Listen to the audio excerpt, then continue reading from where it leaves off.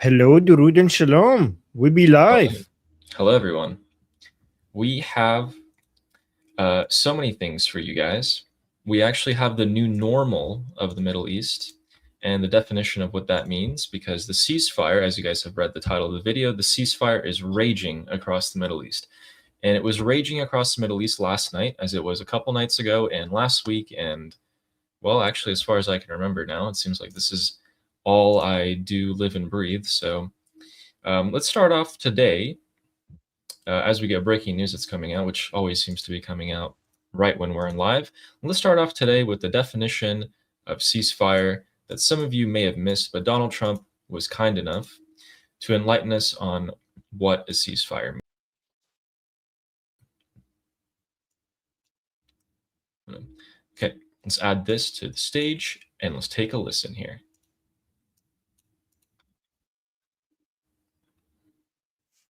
Wait, is this not the thing that I'm sharing? It is, right? Right, there we go. How do you define ceasefire? How do you define ceasefire? Pretty much the way it is. It's a different part of the world. I'd say in that part of the world, ceasefire is when you're shooting in a more moderate manner. And that turned out to be so true because, well, last night, looks like the Kuwaiti Defense Ministry and Bahrain were under fire yet again. So as soon as we ended our show yesterday and went offline, another 7 ballistic missiles and multiple drones were launched against Kuwait and Bahrain, with even Oman taking some hits, which was unexpected because they're the only country still willing to stick up for the Islamic Republic. And as a result of these strikes that have happened, Admiral Brad Cooper decided to go and meet. Oh, by the way, we caught his flight and his plane leaving the United States to come to the Middle East. And we actually showed you guys that on the show a couple of days ago, and it turned out to be true because yesterday he was seen in the Middle East meeting with the senior leaders of Bahrain, Kuwait, Qatar, and Jordan, speaking to them. And today it may seem like he was in Israel. So a lot of things happening with Admiral Brad Cooper. Wow. So we have the definition of ceasefire. We have round 3 of the explosions ringing out across the Persian Gulf. Looks like the Islamic Republic is loving to pick on Bahrain and Kuwait, the two, smallest kids in the class. And what do you think about that, Armin? Why are they picking on them? laying off? Are they laying off? Well, Bahrain. The advantage of Bahrain and Kuwait is that they can't even respond. Like, they don't have much of a response power. But are they laying off UAE? Have they stopped attacking UAE and focusing on Bahrain and Kuwait? Last night they did not attack the UAE, it seems. Maybe the UAE has shown to have some deterrence capability. I mean, it's the Bahrain and Kuwait are the easiest ones to hit.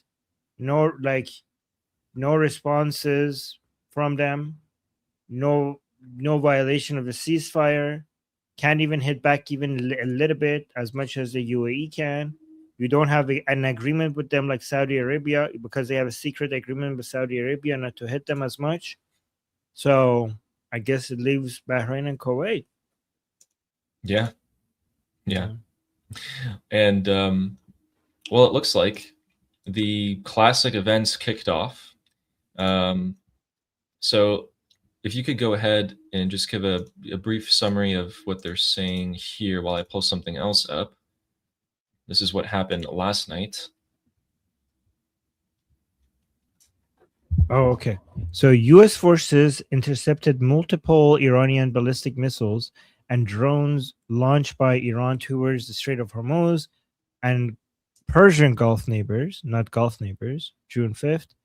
Iran fired 7 ballistic missiles towards Kuwait and Bahrain hours after U.S. Central Command, CENTCOM, shut down 4 Iranian one-way attack drones that were launched towards the Strait of Hormuz. The attack drones pose an immediate threat to regional maritime traffic. U.S. forces subsequently struck Iranian coastal surveillance radar sites in Gorok and Qeshm Island to defend against further maritime attacks. Initial assessments indicate 6 of the missiles launched by Iran were intercepted, and a 7th did not reach its intended target. There are currently no reports of harm to U.S. personnel, and Iranian claims of damaging U.S. Fifth Fleet headquarters in Bahrain are false.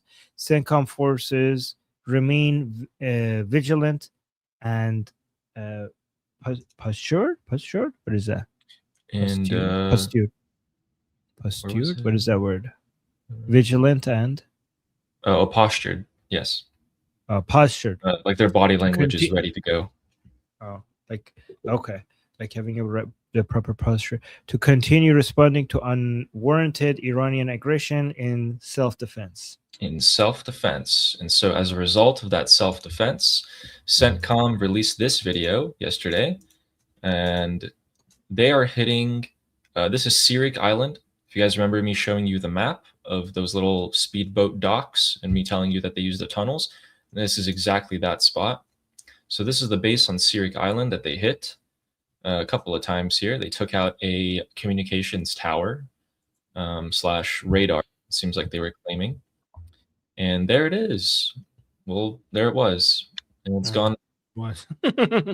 So, and we did manage to geolocate that for you guys down to a T. And here it is. Let me pull that up. Here it is. This is what the base looked like. Let's pull this up and make it bigger for you guys. So that is the tower right there. And these buildings are all the same. So this is what the base looks like down here. It's a very bare bones base, in my opinion. There's really not much going on.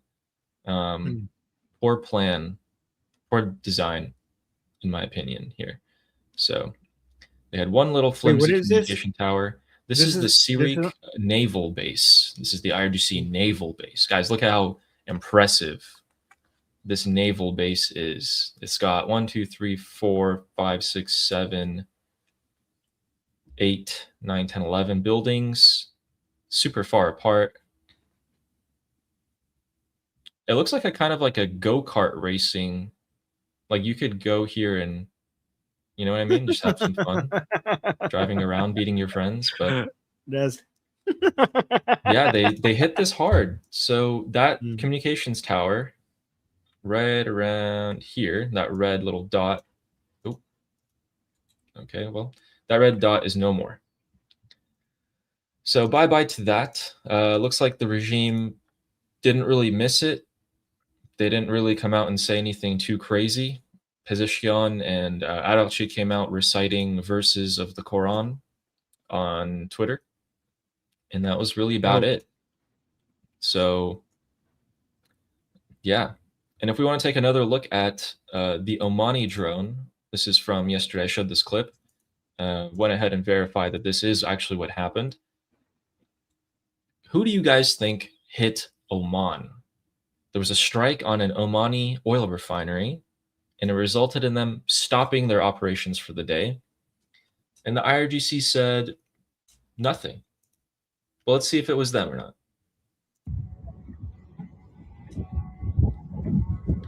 You know, that sounds like a Shahid drone to me.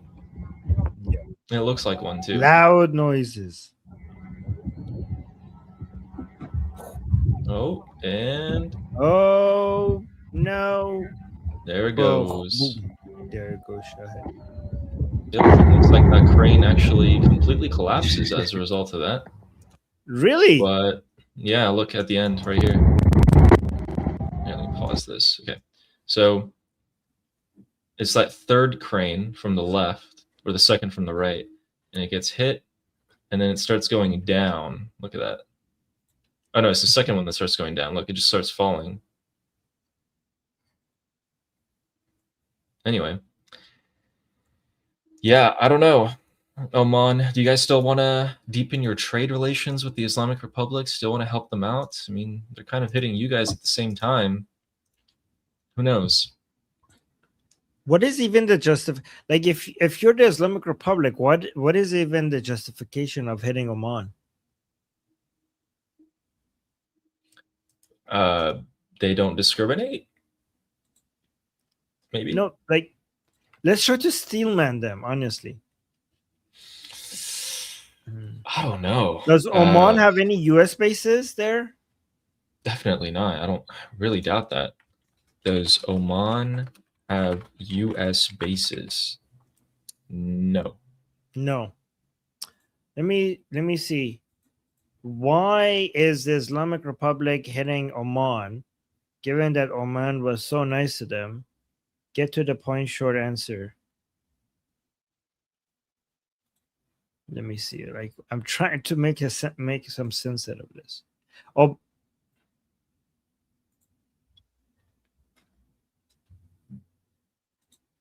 people saying why not? It needs to somehow make sense from a strategic. Okay, this is retarded. It's saying Iran isn't targeting Oman itself. It is targeting U.S. military assets hosted within Omani territory. What the fuck are you talking about? I don't know. Let me ask but you. you know, What we got a couple of super chats. Let me ask. Oh, okay. Let me just ask this one second. What the fuck are you talking about? They just hit an oil refinery base or whatever just recently, and that is not a U.S. asset.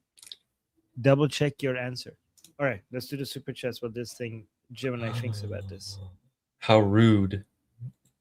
How rude, Feinstrass. I thought you were my friend. Wow. Wait, what? Well, Wait, is that against you? this one? Yeah. Well, that's so you can't type the R word, so you just replace the T with a G. Yeah, but she's attacking AI. Oh, I thought that was my name. Never mind. No, that's not you. That's AI because I'm talking to AI. She's saying AI is retarded. It was close. I know she was coming for me. Okay. Anyway, okay. We have a couple super chats about Kuwait, and then I'm going to show you guys what Kuwait said in response. They super gung ho. They came out guns blazing. Let's see. Okay, so Sarah said, "Is Kuwait taking it Mushaba style, or is it fighting back? It seems like they're just getting hit but not retaliating. What are they waiting for?"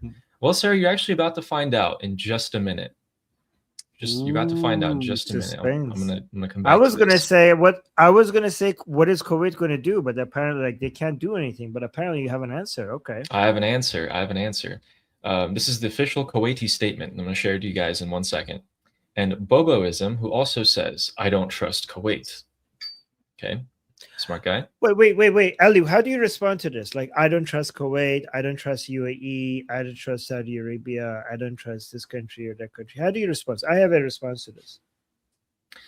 Are you about to say the mutual interests? Yeah, I mean, like in geopolitics, you shouldn't trust. It's like, so you shouldn't trust Kuwait, but you shouldn't trust anybody. In geopolitics, everything is about mutual interest. It's not about trust. Forget trust.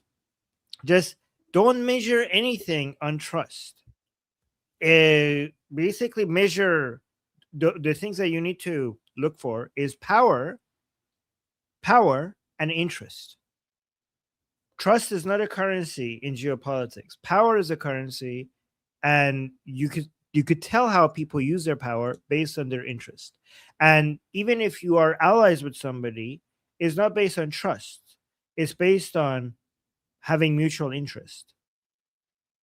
You don't need to trust them because you know where they would use their power for, in what direction they would use their power for, because of their interest. And if their goal matches your goal, then you don't need to trust them. You just work with each other based on those mutual goals. Yeah, if you're doing business with someone, you don't really just completely trust them, or at least you shouldn't. You should trust them based on a system, which is a mutual interest. So if they have a stake in the business and you're a partner, they should also want the business to do well, and then you can trust that they're interested in it doing well, and not just blindly trust them. So, and we have another one from Boboism who's explaining why Oman was hit, and it seems like Yes. Oman Oh. is a masochist. They might be. So they're like, ooh, hit us harder with those missiles. Islamic Republic. Super pointy missiles. You know what? Let's accept it. This is proper geopolitical analysis. This is exactly what. The Look at this, IRGC does have the pointiest missiles. Yeah. Anyway, you guys might be wondering what Kuwait was going to respond with after it's been hit. I think now it's been around 1,400 times, 1,400 times. Let's see what they say. Okay, so the Kuwaiti army reserves its right to shoot down a couple of United States Air Force F-15s in response to the Islamic regime's ballistic missile strikes. What? There we go.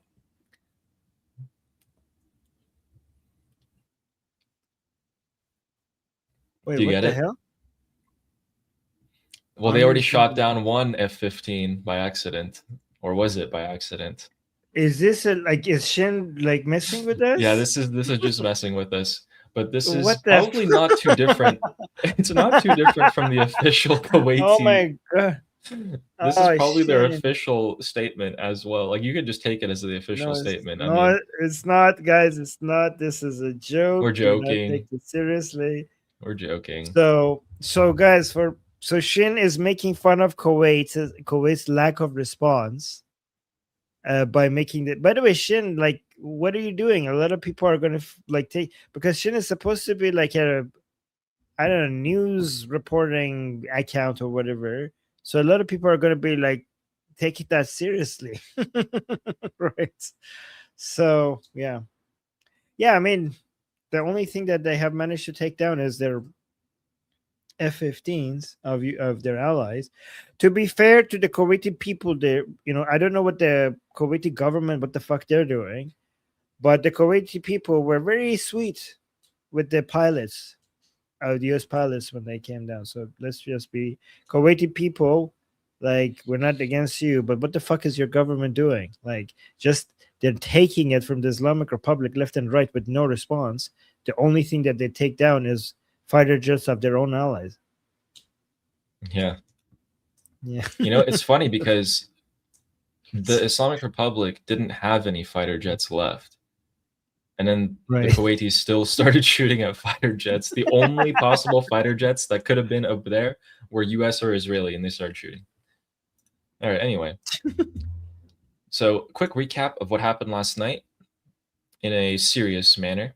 So, we had literally just a repeat of what happened last week, exact play by play. So, the United States shot 4 attack drones, 4 Shahed drones, that the Islamic Republic launched at some of the ships trying to cross the Strait of Hormuz.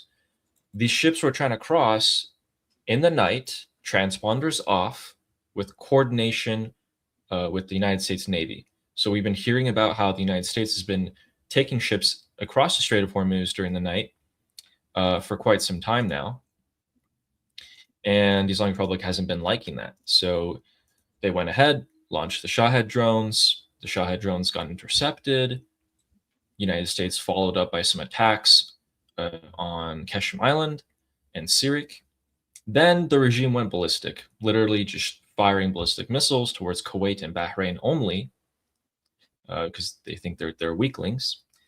And once again, they targeted the United States Air Base in Kuwait, and then they targeted the United States' Navy base in Bahrain, hitting both again. And that was about it. That's what happened. So some more clips of interceptions in the skies, missiles flying over, things like that. Not as crazy as last week's. Was it even last week? I think it was like 3 or 4 days ago at this point, but So that happened. And we are back to business as usual, seems like tonight, because once again, this was 20 minutes ago. So as soon as we went live, there was a new explosion in Sirik again.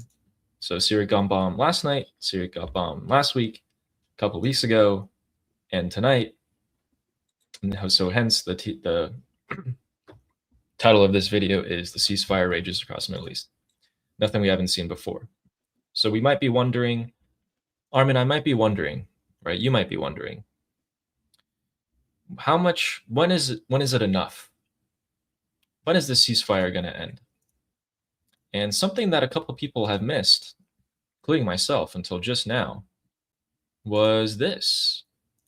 So Iran International posted this today, reminding us all that President Donald Trump's 60-day deadline is about to end. Ooh. Wait, Ooh. really? It went Yeah. that. It went by that fast. It was that fast. I mean, it's June. The ceasefire started early April. Oh shit! Yeah. What I'm do you sure guys think about that? I'm sure he could. President Trump can be like extend that as much as he wants. Yeah. So there's that. Yeah, that's why I've been thinking that the most likely scenario is another extension of this ceasefire. When does it end? I think tomorrow, actually. By the way, Ali, I actually have never before seen footage of what happened with the Kuwaiti misfiring at the American fighter jets. Did you find it? Yep, I have it right now. Ooh, let's see it. This is,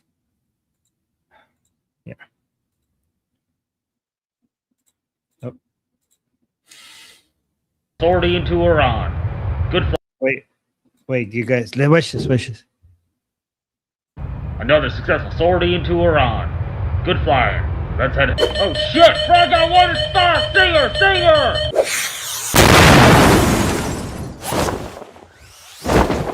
Who the f fired that?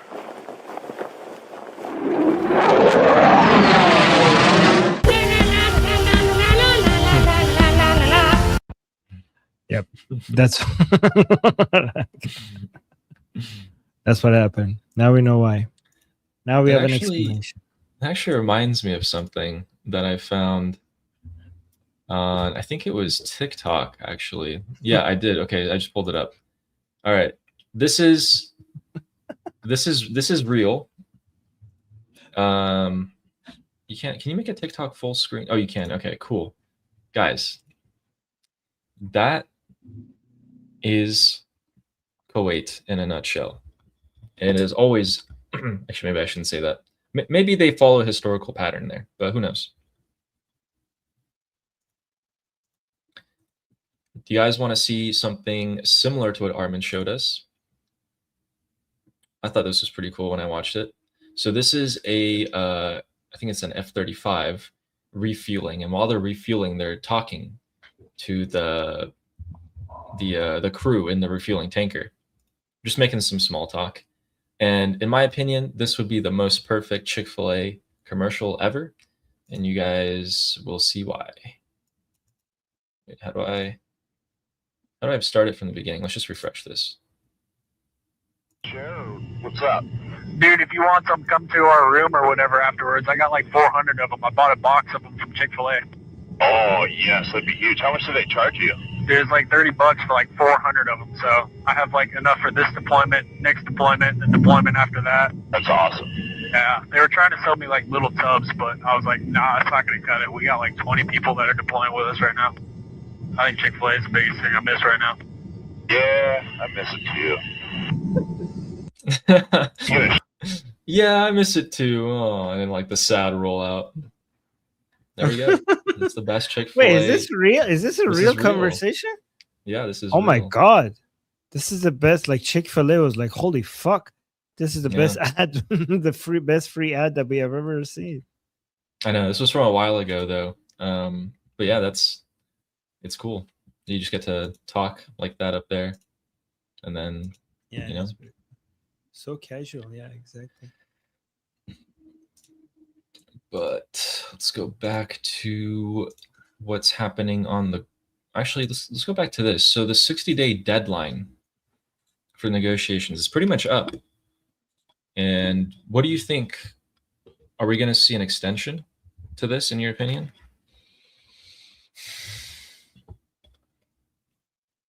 Yeah. Yeah, I think What do so you too. think? Yeah. Yeah, because it's here's what I'm thinking why we would see this extension. President Trump is seeing that it's working. The internal division in the regime is working. Starving the regime economically is working.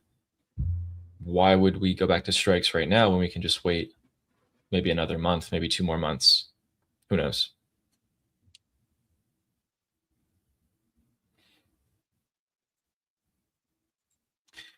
Yeah. Do you think he I could think though? Do you think he could like force the regime to make an MOU right now, like agree to the memorandum of understanding? Otherwise, he'll maybe like bomb them a little bit more, something like that. I think we're gonna see a whole bunch of like they hit you, they like just back and forth on a small scale for a while. I think we're gonna be here for a while. I think the President Trump is comfortable here because the regime is hurting bad. A lot of analysts they keep saying that time is on the Islamic Republic side, and I think like they're forgetting about the blockade. The Islamic Republic is selling so very, I think 300,000 barrels a day. It used to sell 5 million. I saw an international. That's what they're saying. Is that the numbers you're getting? They Said get it. Ahmadinejad was saying 64,000 barrels a day. Exporting or selling in general? Oh, exporting. He was Exporting, talking about exporting. exporting through the Strait of Hormuz, I think he was focusing on. Yeah. No, you're right then. Okay. So, but that's still that is devastating, and I think a lot of people don't understand that when it comes to the economic hurt, it picks up slowly and then it hits you, like really hits you, and the complete collapse of the economy, you're not gonna see it until you really see it. So we're not even there yet. Like a lot of people think like, oh no, the economic situation in Iran is bad. I think if we just keep going in this direction, what's going to happen in Iran is like nothing compared to what's about to hit the economy at some point. And I think if once that happens, then the United States is going to be really have the upper hand if we just keep moving in this direction that we are, if we don't change the path. So I don't understand the analysts that are saying that time is on the Islamic Republic side. Like I don't know. I think that they're underestimating what going from selling 5 million barrels per day to 300 or even lower. I don't understand. Yeah, Sarah is saying in the chat it would be like a tsunami. Yeah, exactly. It would be like a collapse, like the whole fabric of society and everything will break apart, and then that would mean uprisings. The next uprising inevitable, and I think that's what the Americans are working on, relying on. Just keep the blockade until everything breaks. Yeah, Cyrus absolutely. is saying, but it's hitting the people even now. Yep, that's why. Yeah, it is. It is. But the thing, what do we want the? But what do we do? I mean, the only thing I think we could do is to try to get the Iranian people armed if we want this to happen faster. Otherwise, this is the path that we're going with. Yeah. This is the path that we're going with.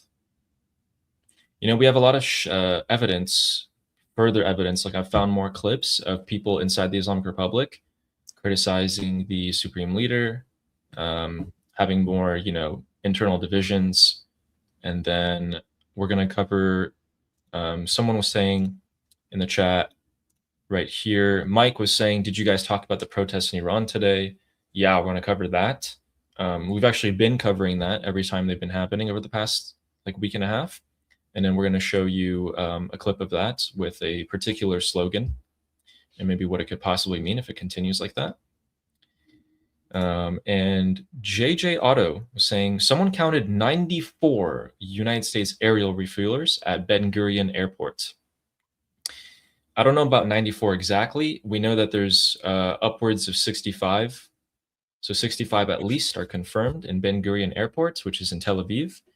And actually, there are so many United States aircraft in Israel that the Israeli Ministry of the Interior and of Tourism was actually quite pissed about it, saying, where are we going to park all of the commercial airlines?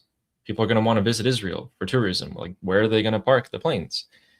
And I think he was told to shut up because people were not planning on visiting Israel this summer because of what's been going on.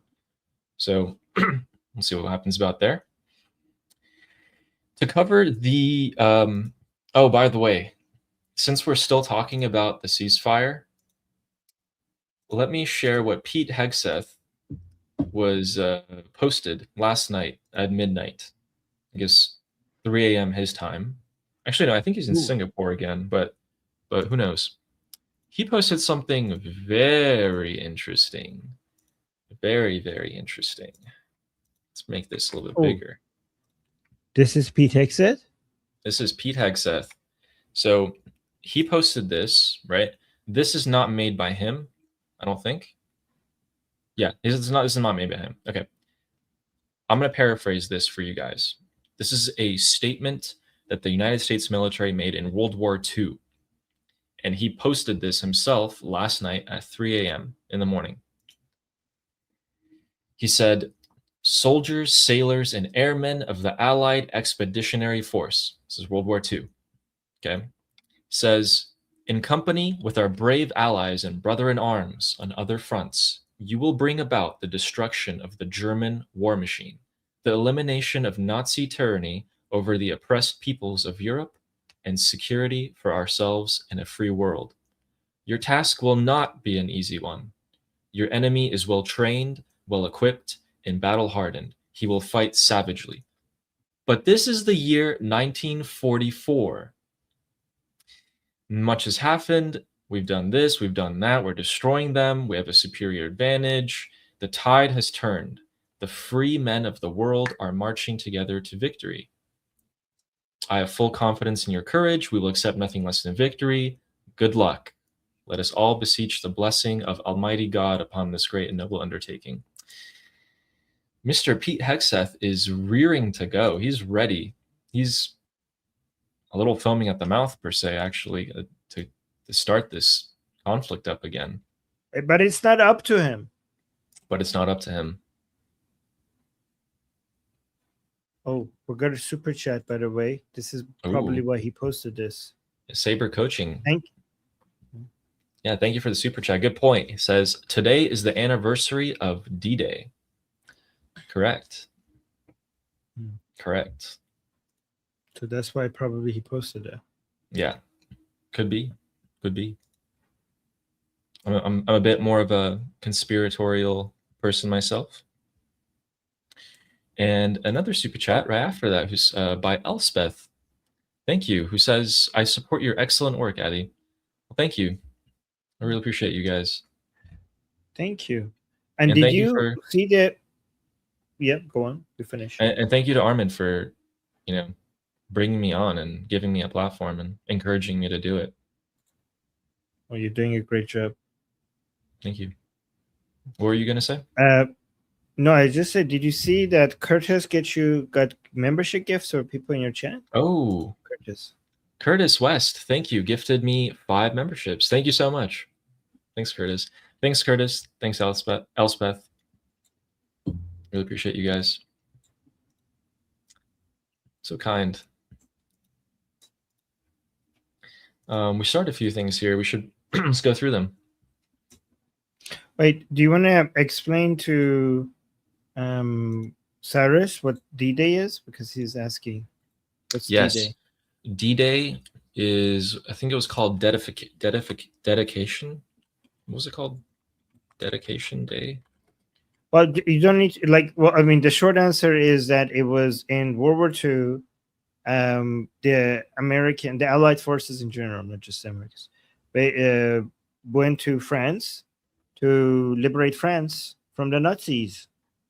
Yeah. And on beaches of Normandy. So if you've seen the movie Saving Private Ryan or Hacksaw Ridge or most World War II movies, they will have a scene about D-Day in them. And it's where the entire Allied force, so like Canadians, Americans, the British, and a couple others, stormed the beaches of Normandy, which is North France.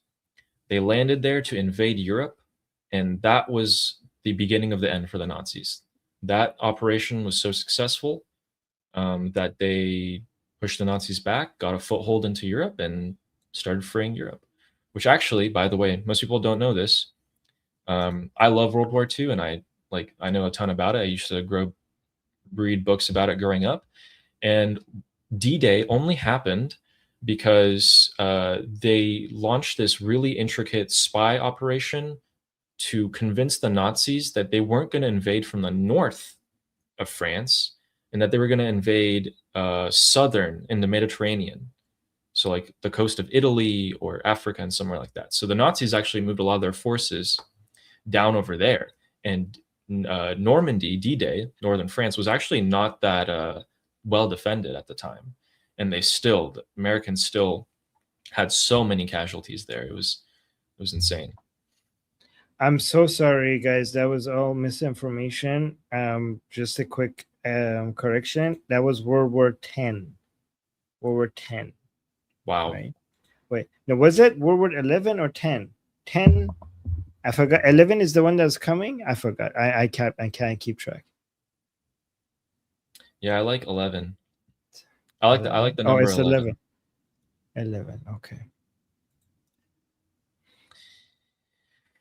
So, and Feinstrass, who says, so was Fine someone Stars. else? We changed the name. Fine Fine Stars. Stars. Fine Stars. Yeah. You know what? They've never, ever clarified. So let's just call them whatever we want at this point. No, it's Fine Stars. It's officially Fine Stars. Oh, okay. Yeah. Fine Stars is saying, so is someone else feeling like they won't get back to the strikes at all? And at least not before the midterms? Fair enough. I mean, I'm getting that sense as well. Like, but that, okay, so Fine Stars, I'm getting that sense as well. However, that might be by design.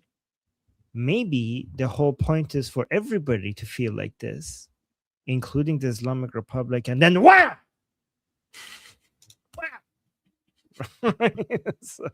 Right? So maybe that's the point. Maybe we are meant to feel like that.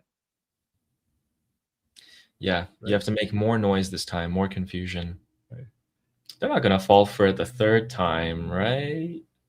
I mean, if they are meant to fall for it the third time, it has to be so convincing that all of us think like they're not doing it. They're not doing it. So we will. And if more of us gets convinced, maybe that's the whole point. Yeah, hopefully. I don't know. I don't think it's gonna be after the midterms. I really don't think so. What actually? Wait, Armin, when do you think the least expect it? Do you think maybe like World Cup or when Trump is in Turkey for NATO next month? Like when could they possibly least expect it? A day before the midterms. That would be the least expected, because it will fuck with the midterm so bad. Right? We're like, okay, he's not going to do that. He's not like, that would be the worst thing he could do for the midterm results is to just do it a day before. So that would be the least expected day. Yeah, that's a good point. But I think it's so, yeah. But I think if it's the least expected day for a reason, so I don't know.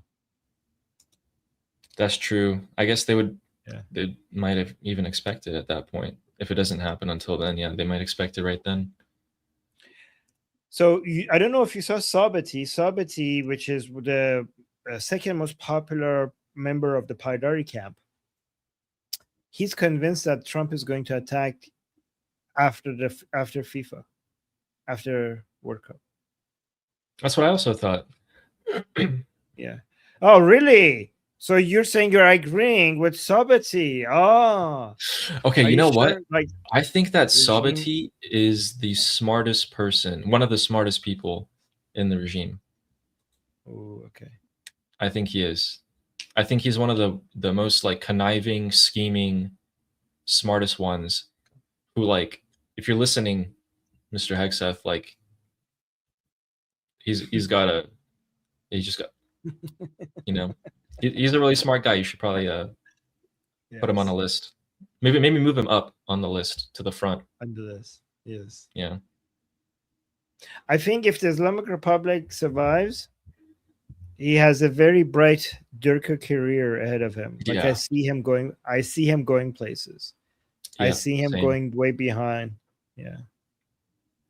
I completely agree with that. He's very popular among regime supporters. Yes, people are suspicious now. Oh no. Steve's saying Sabati probably has less followers than me. And then, oh man, I said one thing and now I'm getting people are suspicious of me now.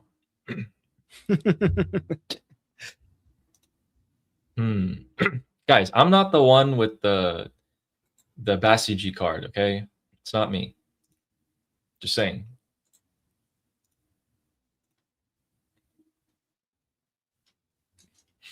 Anyway, we got a super chat from Sadato, who says, what do you think the significance of the appointment of Christopher Leneve as a senior military assistant of Pete Hegseth?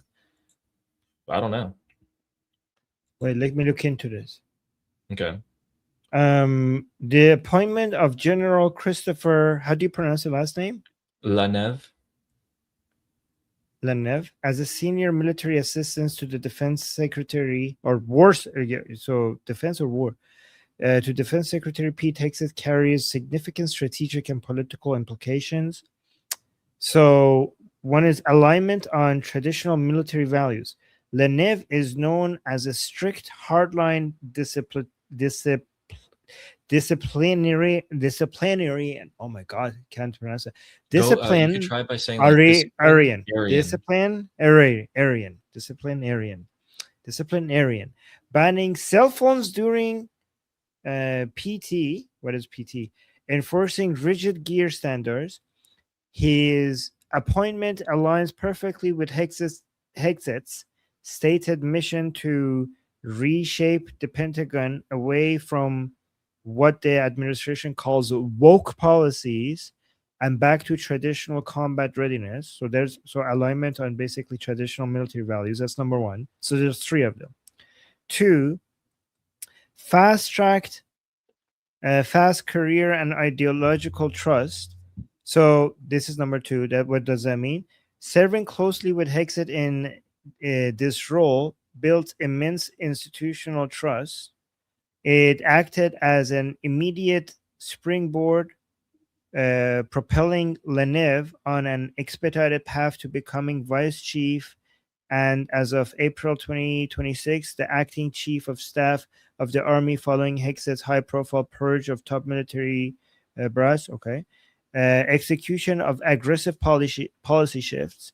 Because of this close-knit relationship established at the top of the OSD, Leneve serves as a key bridge executing controversial administration directives such as canceling troop deployment to Poland and defending personal overhaul decisions before Congress.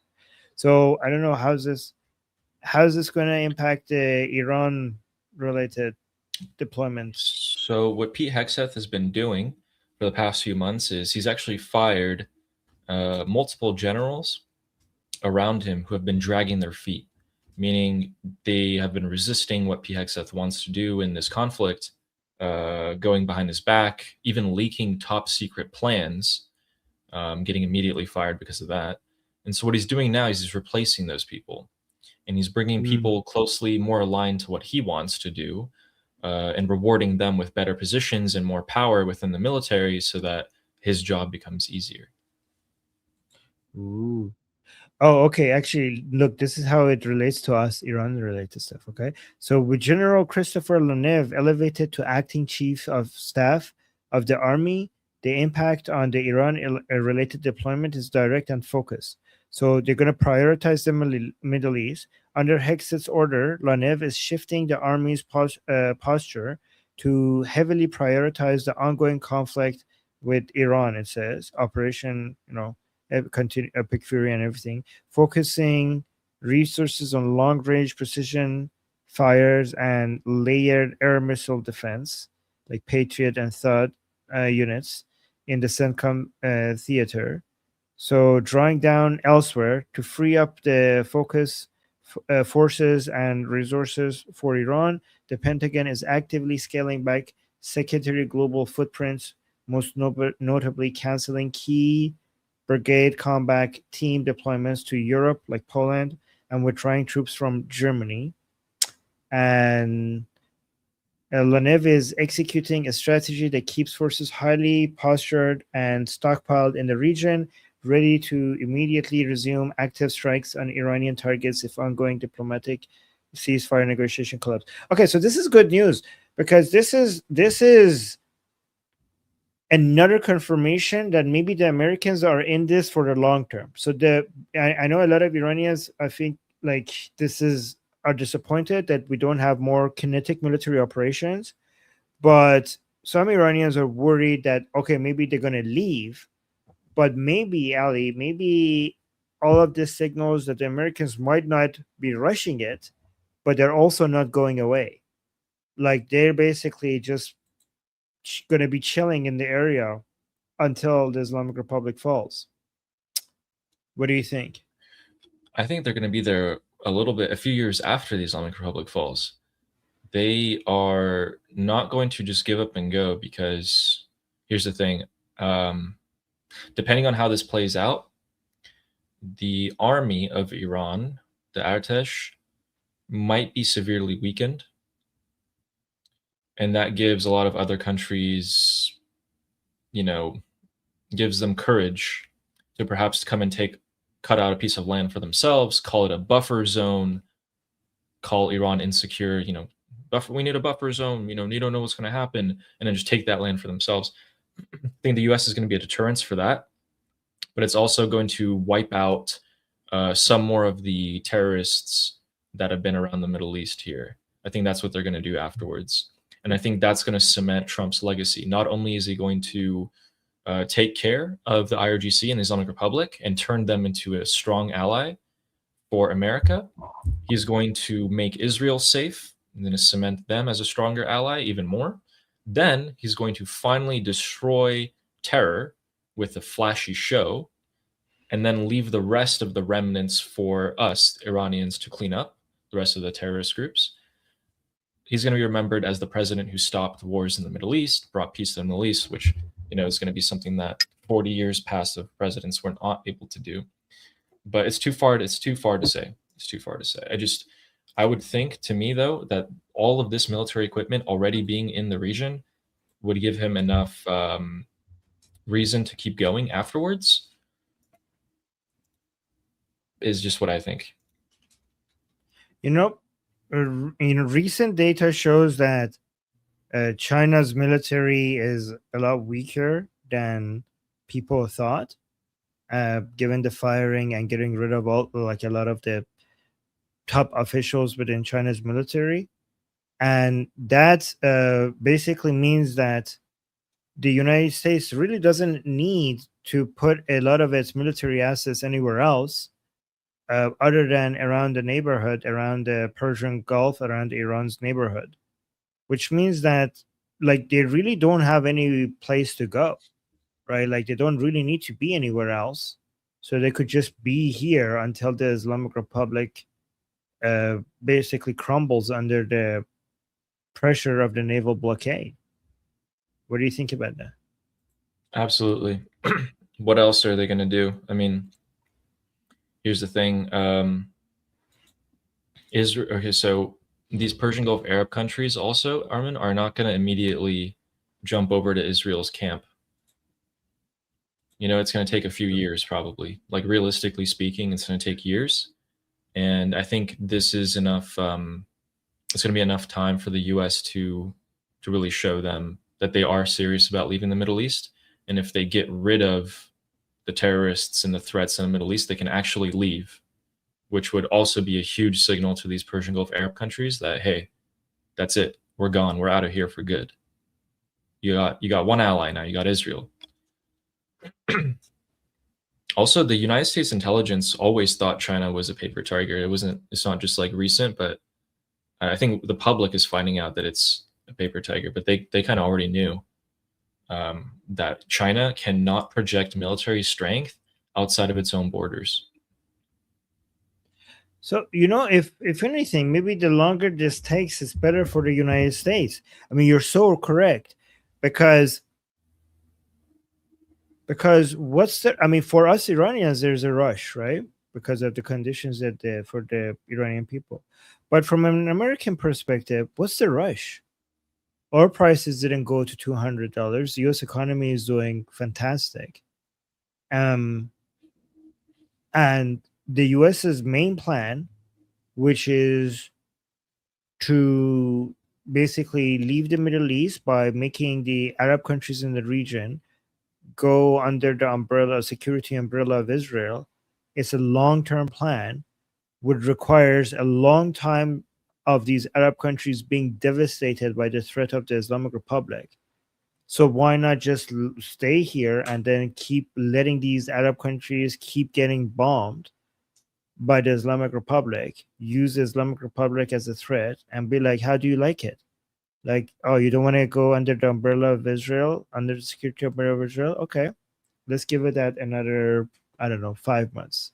How about now? Oh, no, you still don't like it? Okay, we're comfortable because stay here for as long as, how about we give it another 5 months, right? So let's just see how your economy holds under the bombardments by the Islamic Republic. It's almost as if like the United States is basically taking advantage of the threat of the Islamic Republic to convince these countries to join the Abrahamic Accord so that they could finally leave this area.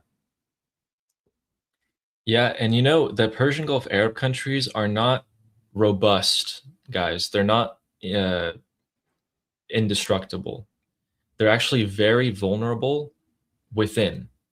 Not only just from the outside, because they have no defensive capabilities, but from the inside. It's not like these guys are completely stable countries. They have a lot of issues, and those issues have just been, because they were focused on in the last couple of decades, they've been starting to go down. But with all this pressure and the populace of like Kuwait, Bahrain keep getting hammered, they're not going to be happy. I mean, I think it's Kuwait, or it might be Bahrain, but their kingdom, or like their royal family, is like Shia, and the majority of the country is Sunni, and that was always a problem for them. I'm just saying that there are problems in these countries, and they're going to resurface with all this pressure. And I think the United States already has a profile in each of these countries and where they're going to hurt the most. Oh, look at this. Look at this. This is very interesting. Okay. So the U.S. military is using the Middle Eastern buildup to test logistics and combat readiness for a potential future conflict in the Pacific with China. Isn't that interesting?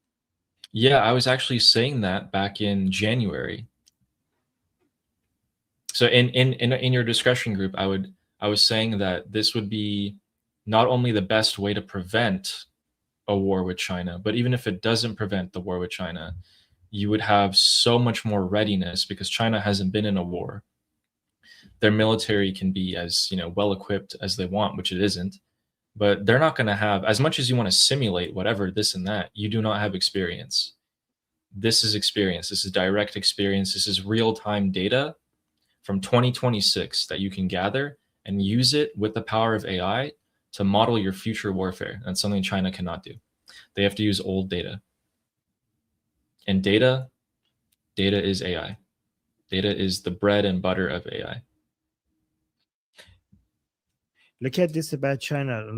So, according to the latest CSIS data, President Xi has purged over 100 senior officers. The PLA's rocket force, which controls their nuclear and conventional missiles, was devastated by scandals involving corrupt procurement and stolen funds. So defense analysts note that these purges destroy institutional memory. Commanders are currently terrified to make autonomous decisions or report actual operational weaknesses, leading to paper readiness rather than real combat effectiveness. This is fantastic news. China is a paper tiger. They are a paper tiger, and also they don't have any allies besides Russia that they can get data from. We, the United States, can get data from Ukraine, Israel, ourselves. Oh, but here's the warning actually.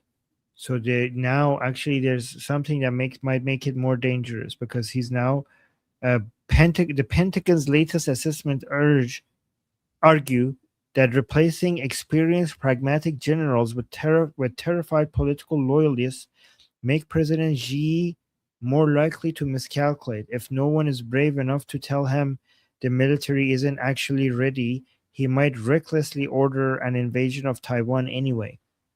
So despite the initial command chaos, the Department of Defense confirms China is still successfully mass-producing naval vessels, advanced tech, and munitions at a pace the U.S. is struggling to match. So there's the other side of it, though.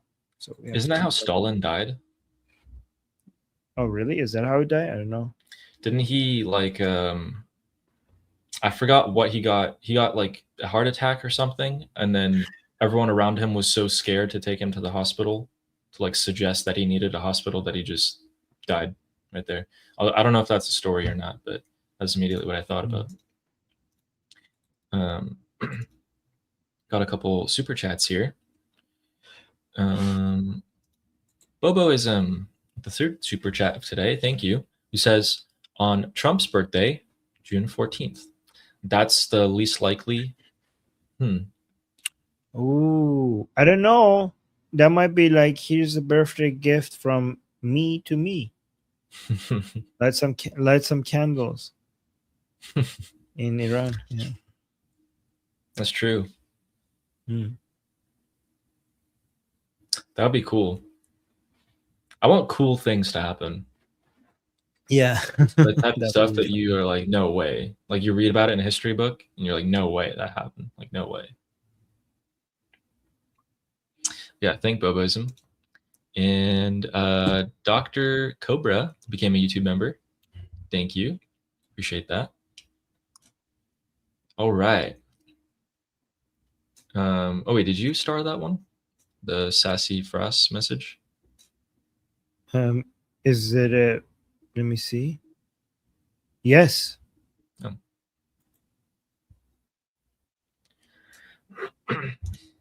Well, Sassy Frost says, Ali is a great addition. He does a fantastic job. High IQ young man.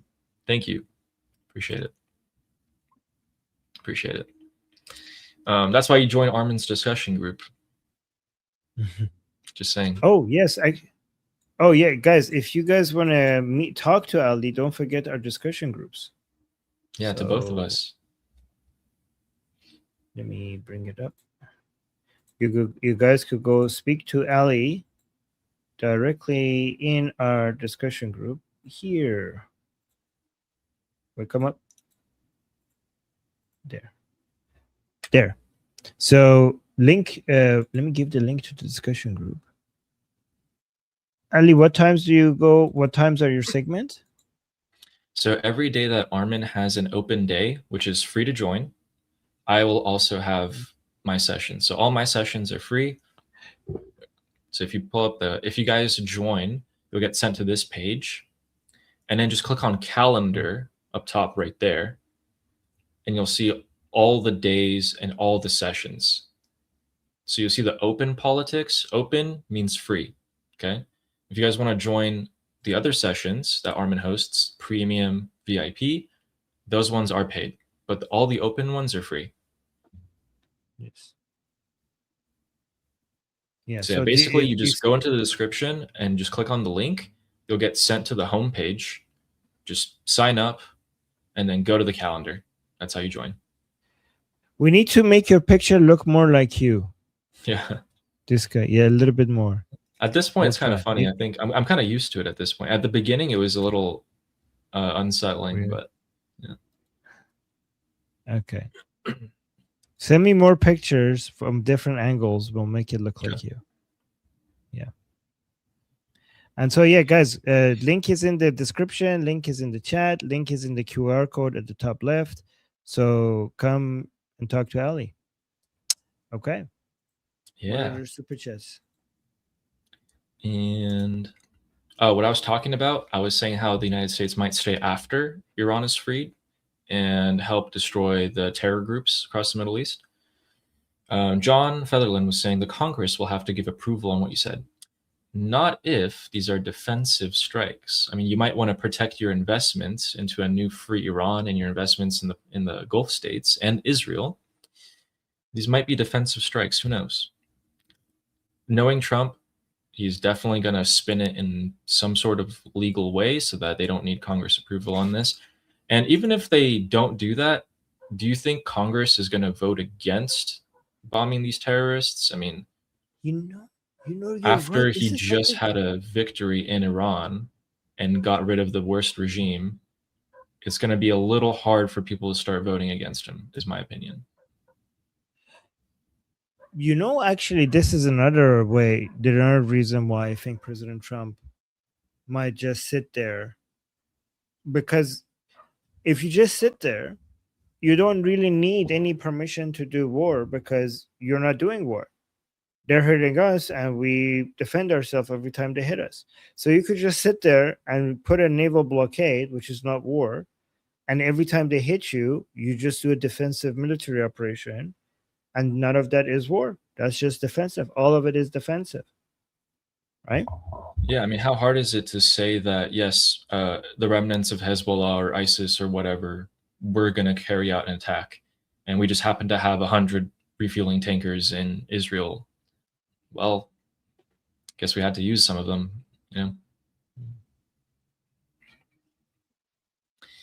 And Steve was saying Iraq is doing some crazy stuff too. You guys don't pay attention to that. Some super important stuff is happening in Iraq these days. So Steve's right. To give a quick summary, just because there hasn't been too much relation with what's been going on in Iran, what's happening in Iraq is that the United States government is still putting pressure on the new Iraqi government to put a tight leash on the militias, like Hashd al-Shabi, the Popular Mobilization Front, and things like that. And the government's been put in a real tight spot, and some people in the government are really trying to go against these militias, going as far as to say, okay, if you're the Popular Mobilization Front, give up your weapons. Like, you have to adhere to Iraqi army law, give up your weapons. You can't be a militant group like that. And some of the politicians in the Iraqi government are still, on the terrorist sides, which is nothing new. But it's perfect that this division is there, because that was the whole goal. The new prime minister was elected. He was endorsed by both the IRGC and the United States. Let's put him in a tough spot. So that's what's happening over there. Yeah, I'm going to actually look into making you guys a summary of what's happening in Iraq, because you're right. It's very important. Let's go to the next super chat, and I'll bring. All it means is that in terms of Iran, it means that the Popular Mobilization Front, these terrorist militias, can't be unified and just pack up and go into Iran and help the Islamic Republic suppress the Iranian people. There's going to be a lot less of them going now, if they're going to go at all, because they're having a ton of problems at home. And Momo, who says, with a super chat, who says, why would Trump prevent Kuwait from shooting back, especially after the IRGC hit a civilian airport? He's not preventing They're them not, at all. they're not preventing him, man. He just they knows just- that none of them have balls. I mean, to be fair to them, if they hit the Islamic Republic, then they're gonna get the UAE treatment. Like they're scared. They don't have much they could do against the Islamic Republic. Like they're tiny little countries with small militaries.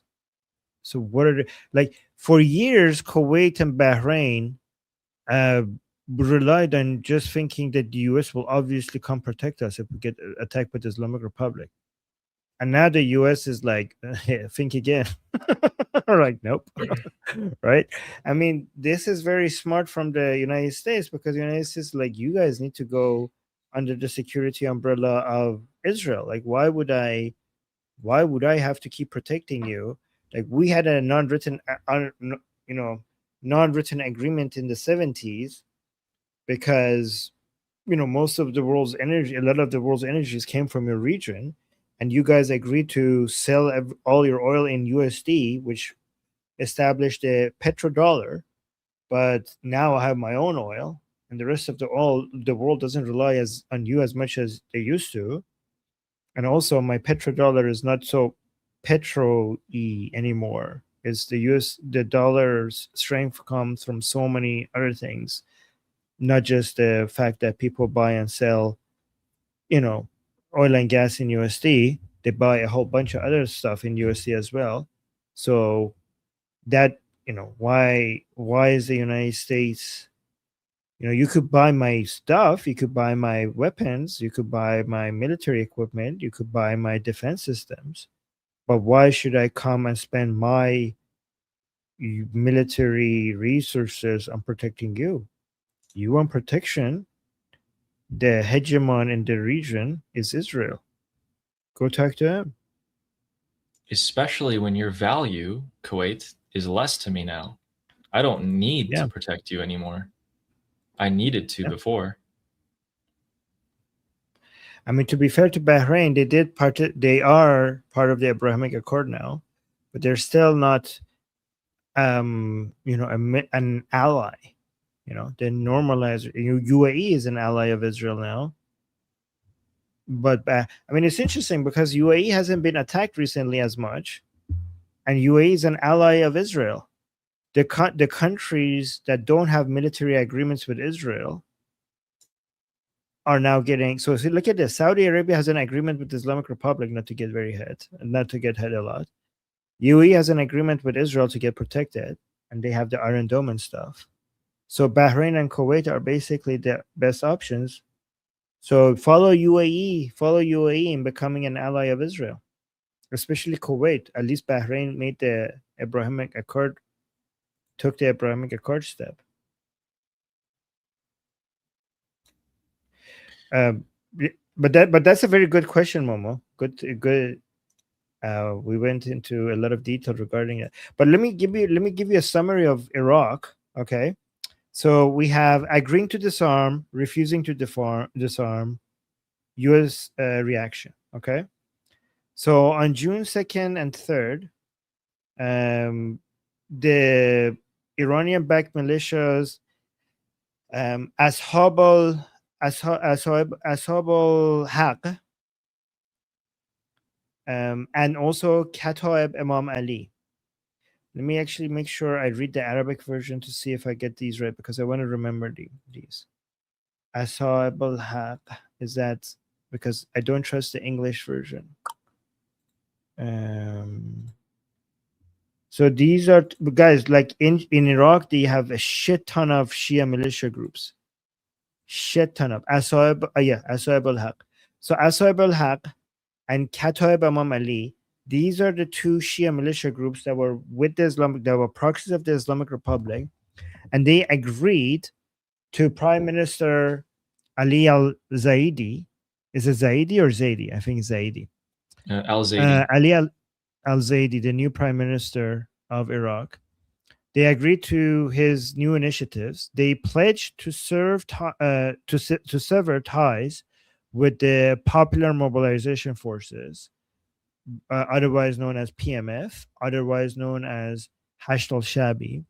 So they're going to cut ties with that and surrender their weapons to state control.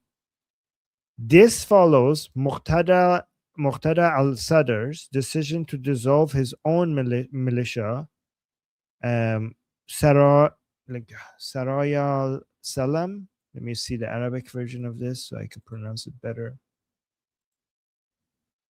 So Muqtada al-Sadr is a big deal, by the way. Saraya al-Salam on May 27. So these are the two groups. So we have basically a summary of this first part is that we have two Shia militia groups that were connected to the Islamic Republic. They have agreed to disarm and cut ties with Hashd al-Shabi, which is basically the main umbrella of militia groups tied to the Islamic Republic. So those two agreed, disarm, join the government. I remember Murad Vaisi said he doesn't trust them disarming, but this is the news so far. Then we have other groups who refuse to disarm. We have hardline factions within the Islamic Republic, with Islamic resistance in Iraq, specifically Kataib Hezbollah and Harkat Hezbollah al-Nujaba. So these are two groups, Kataib Hezbollah and Harkat Hezbollah al-Nujaba. They are rejecting the government's push. On June 4th, Kataib Hezbollah explicitly stated that they will not disarm until all foreign and U.S. troops leave Iraq. And then we have foreign. Are you pathetic people? What about the Islamic Republic? Are they not foreign for Iraq? And then we have the U.S. reaction. On June 2nd, newly appointed U.S. envoy Tom Barak publicly commended the Iraqi government's disarmament effort, calling it a step towards an architecture of order. So those are the updates from Iraq. But we also had bombings of the militia, right? Yeah, it was great. So, by the way, Kataib Hezbollah is really closely linked to the Popular Mobilization Front. They're basically Hashd al-Shabi, but they kind of get like special treatment. And Kataib Hezbollah is actually the group where al-Sadi, the commander who was just arrested and he's in New York right now under FBI custody, that's where he's from. And he was trained directly by Soleimani. So these guys are all just IRGC puppets, and it's just great. It's great that the U.S. endorsed al-Zaidi. They're forcing the Iraqis to tell the militias to disarm, which is turning the militias and making them more mad at the Iraqi government. So the United States is using the Iraqi government as a straw man here, and these militias are really pissed off at al-Zaidi, at the Iraqi government, because they don't want to disarm, and they don't really even care about what the Iraqi government says at the first place. So I don't know if they're gonna, drop everything on the pin of a hat to go into Iran right now, or when they might be needed soon. In that dissident group is building here, and then they got bombed. They've been getting bombed. They've been getting bombed actually right before the war even started, so it's been a while.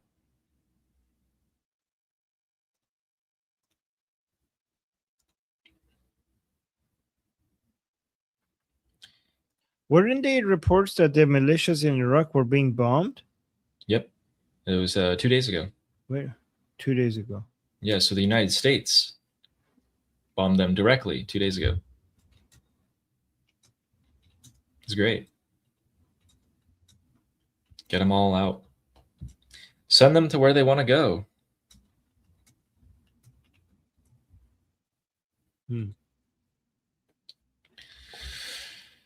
Right, let's go. There was a gas leak. Another gas leak in Iran. Oh, gas. Remove that comment being highlighted. Let's There go was? here. There was. So this one was in Shiraz. Oh my God. Where is it?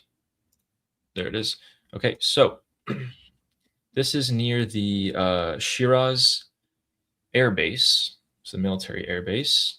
And you saw plumes of smoke coming up from it. This was posted at 3 a.m. last night. It's about 12 hours ago. Could be an explosion. Could be them setting fire to something.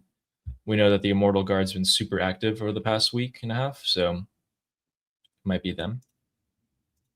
They've been very active. They've been very, very active.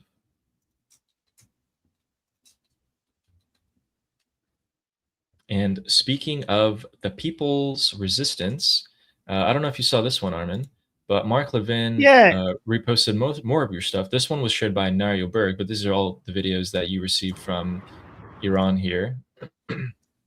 Yeah, and So Neo didn't even give us any credits at all. Yeah. But we thank you, Neo. And you don't even follow me. You're downloading our videos and you don't even follow me and you didn't even mention us. But anyways, thank you for sharing them. Well, it's okay. This is all credit to you. This is great. Thank you. Oh, it's okay. It's okay. Thank you. This is like a beautiful. This is beautiful.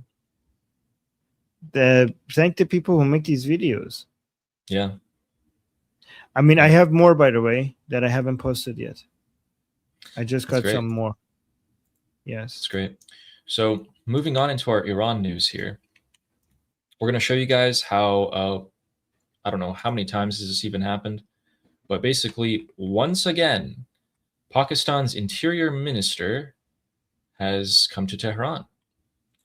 And he met with Iran's Minister of Interior for the 10th time. So you might be thinking, okay, again, what's new about this, right? Well, actually, he said something a little bit different this time. This guy came from Pakistan with a specific message for the supreme leader of Iran, saying that he had direct orders and words from the Field Marshal of Pakistan, Asim Munir, directly for the supreme leader, Mojtaba Khamenei. So is he going to see him? Is that letter going to get to Mojtaba? Who knows? Is it going to go straight to Vahidi? Who knows? But sounds a little bit more serious this time.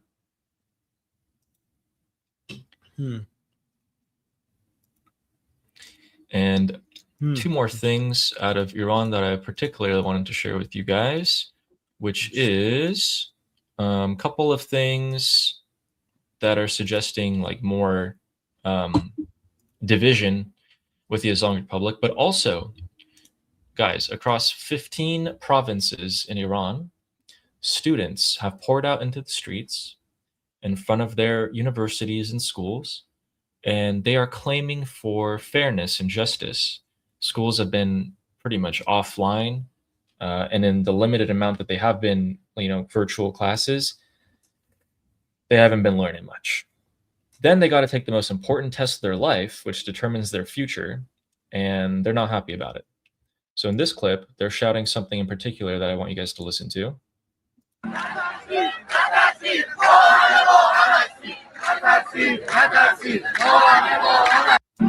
So Natarsi, ma hame ba ham hastim, which means, don't fear, we are all together. When these started roughly 2 weeks ago, I thought, okay, this might stay very limited, but now it's in half of the provinces of Iran. So what was that? No, it's growing. I said it's growing. Yeah, absolutely. It's growing. I thought it was just going to stay limited, but it's getting pretty big.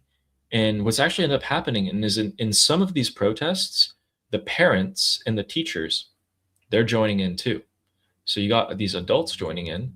And if you start to get all these adults joining in, well, you might end up getting more and more and more. Remember, guys, people are really unhappy with the economic situation. If you see all of these young people come out and start protesting, and it gets adding on and adding on, it could snowball. It could snowball real quick, just like how it did in December. It's crazy that they're daring even to come out and protest after everybody, after we all know what happened in early January. The fact that these people are like, yeah, let's go do some more protesting is like really ballsy. Yeah, and that's why they're saying, don't be afraid. Don't be afraid. We are all together. So there was actually a protest in Qom that happened. This was yesterday, I think, or today. And I think it was the principal of the school or something came out and threatened students directly that if they didn't go home, he was going to put them in a sack. And the Islamic Republic oftentimes says that, like, not to kise, like, we'll put them in a kise. You're going to basically, like, and put your head in a sack kind of thing. So, yeah. We also did see, Armin, 2 weeks ago when I first reported it, that some of the IRGC police or Basij were actually using taser guns to hit these student protesters when it was starting.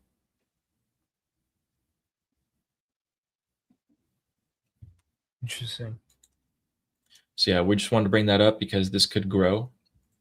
And now on to the divisions. We have someone. By the way, before Oh yeah. before you go to the divisions, the militias in Iraq that were being bombed, are we sure that was the U.S.? Yeah, there were a lot of reports that those were U.S. jets, and it was confirmed that U.S. jets were over the entirety of Iraq. I mean, okay. Like, as in the only ones that could have hit them were the U.S. because there were no other jets in the air there.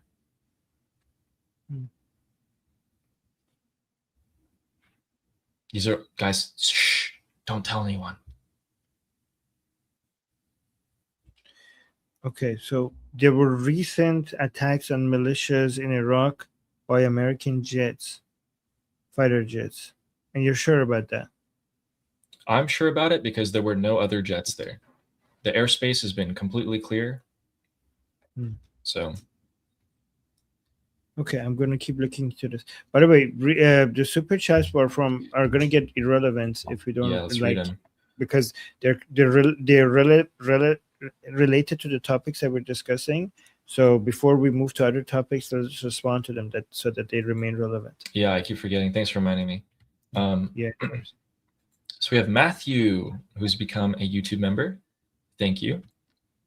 I think that's your channel. And we have a super chat from Sayed, who says, Trump might want to order some kotelet for his birthday. He should. Ooh. He really should. In my opinion, I think he should. Yeah, thank you for that, Sayed. And Cutlet cake with ballistic missiles as candles. Oh no, Patriot missiles, interceptor missiles as candles on a cutlet cake. yeah. Let's make it an AI version of that. Yeah, sure. President Trump, if you strike and you end the regime sooner than later, I will personally build you an aquarium with IRGC ships floating at the bottom and a ton of fish in there. I will make your Truth Social post come true. Hey, you will you will personally make that? I will make it for him. Okay. And I'll make it golden and everything. Well, he'll like it. And Fleshy Interloper, who's saying, Armin, teach Ali to rant. Oh yeah. Okay. Okay, guys. If you want us to teach Ali to rant, you need to bring up like infuriating, like shit takes from shitty people. Okay, you need to go hunt shit takes from shitty people and come report this to us, and then tell Ali, and then we'll see how he reacts. And then if his reaction is to like, it's not over the top, then we'll work on it. Then we'll get it. We'll get the energy up. Okay, we'll see. Because Ali is very calm, so we have to see if we could get him like really riled up, like really angry. Ooh. Yeah. To be fair, on the inside, there's more going on. Yeah. Yeah. I'm trying to even imagine you like raging. Like I can't even imagine it. Yeah, we have to make it happen. My first reaction, whenever I feel anger, my first reaction is to like stop what I'm doing and try to control it. It's like I like conditioned myself to like never act out on anger. It's like Really? I don't know. It's not. Yeah. Is that healthy? I don't know. I don't put myself in situations where I get angry very often, but when I do, I'm like okay, just Oh, very stoic. You see, Fleshy is saying, "Let it out, let it Okay. out." Yeah, don't let it, pile inside. Yeah, maybe I should. Yeah. I have some like whenever I get angry about these kind of things, I just imagine doing things to people in the IRGC, and it helps. Ooh, do share. No, I can't. It's too violent. Oh, oh no! Wow, guys, dark secrets. Ali's sharing Anyway. his secrets with us. Wow, that's pretty Yeah, cool. You guys might think I'm nonchalant. I'm not nonchalant at all. Just yeah. It might seem like that. I'm Does not. it involve bears? No. And ceiling fans.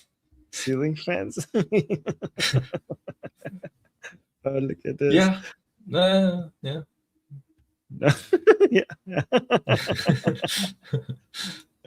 A lot of Iranians relate. Yeah. A lot of Iranians relate. Yeah. Like it would just feel so. I feel like I deserve it. It almost feels like I deserve to do it. You know what I mean? Oh shit! Oh wow! I didn't expect that from Ali. He's just so Yeah. calm, and then he will come fuck you up.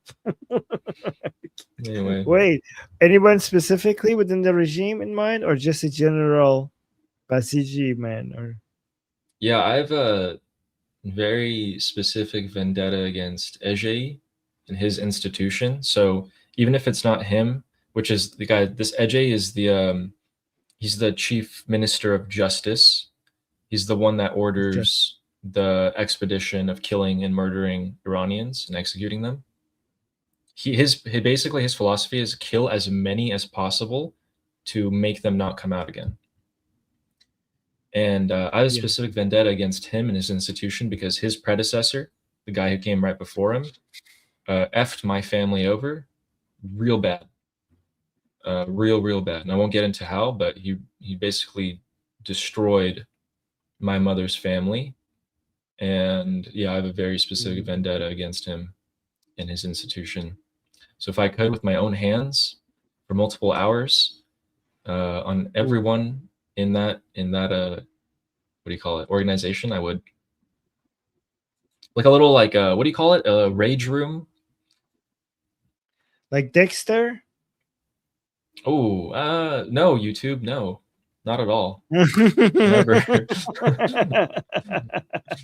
I'm just imagining come on. Ali I'm just imagining Ali in an apron, very calm, with a saw in his hand and a drill in his hand, and it's all red, and it's like really clean white, and then red, and oh my god, love taps, yes, love taps. I mean, yeah, they might, they shouldn't get on my bad side. I do know how to dissect human hearts.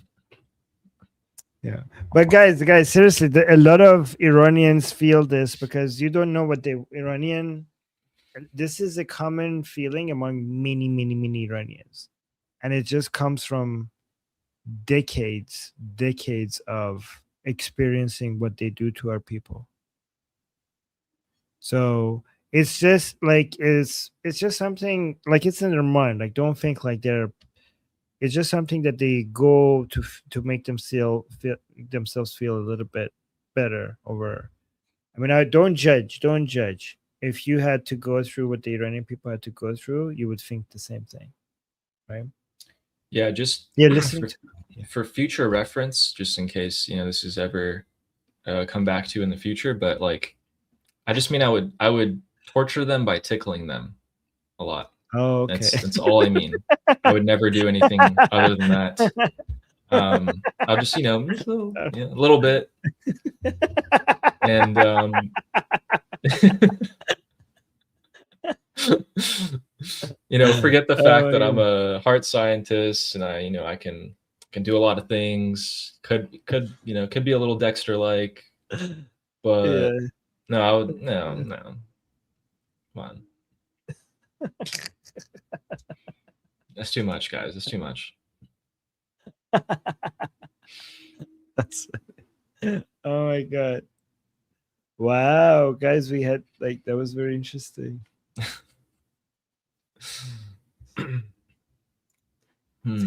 Where were we?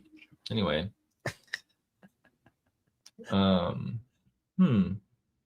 Okay. I mean, does that count as a rant, Fleshy Interloper? Not really, I guess. No. No. That's actually scarier than a rant. So guys, now we know under that calmness, there's that's just a layer. Underneath it, there's a lot of, I don't know, chaos. Yeah, but it's just directed towards them, Like it's just them. Yes, just them. Yeah. So we got a citizen who was asking us, is there any important IRGC dates in the next month? Ooh, they have Khamenei's funeral, which is supposed to happen in a week and a half.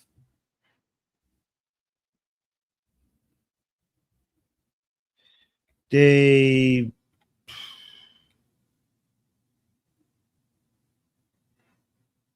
is, I don't know if there's any upcoming religious holidays. There is the anniversary of Flight 655, Iran Air Flight 655. I think that the one that was accidentally taken down by United States in 1988. So I think the anniversary of that is coming up, and the RGC really heavily advertises that every year, to say, oh, Americans are so cruel and brutal. So there's that. But yeah, nothing. I can't think of anything other than that. That's July 3rd. July 3rd. And then before June 21st is going to have to be Khamenei's funeral. I think that's the most important thing. Yeah. Wait, why? Where does that day come from? The regime said it themselves. They said by the end of this month, the Iranian calendar month, which is June 21st, that they will have Khamenei's 3-day-long funeral procession in multiple cities. Is that official? Has this been confirmed, or they said it? I mean, yeah, they're the Tehran municipality themselves officially announced it.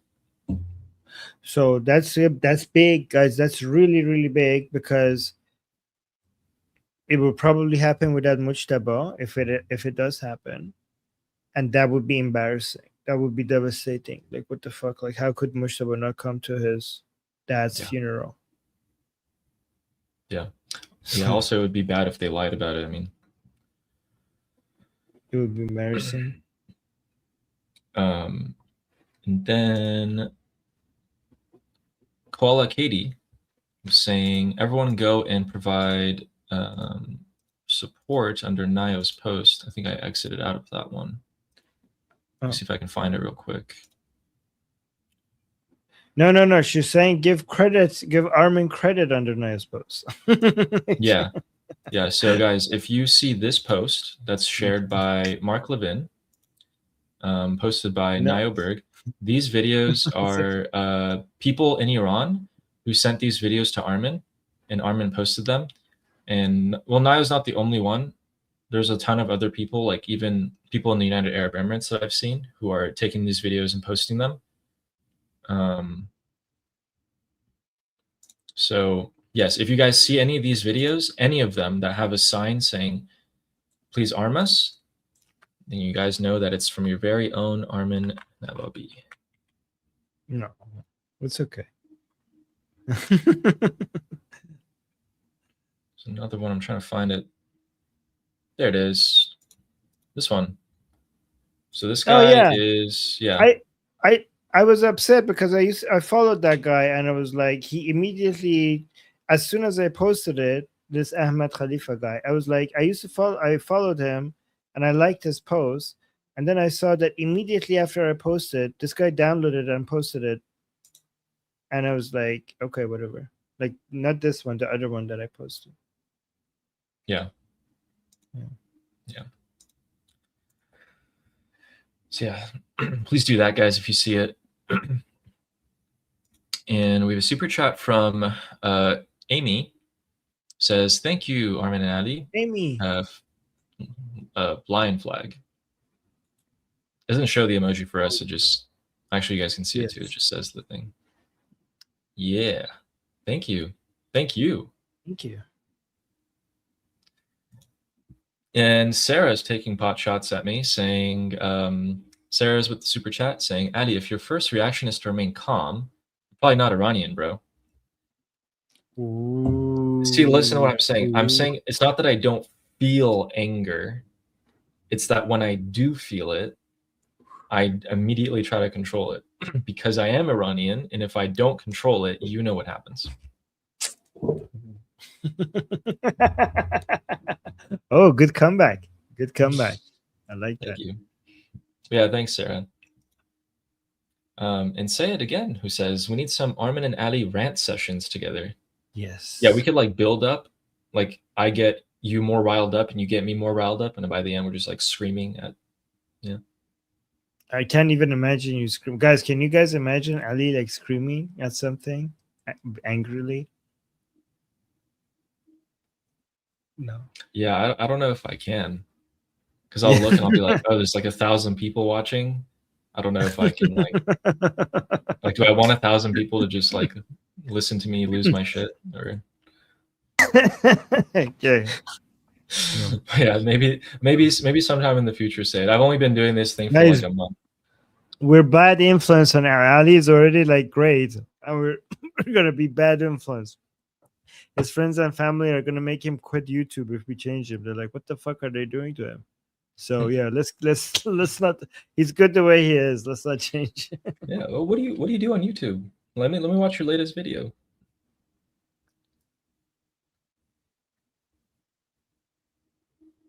Huh. But yeah, thanks, Sayed. And Royna Pora says, are the new protests all anti-regime?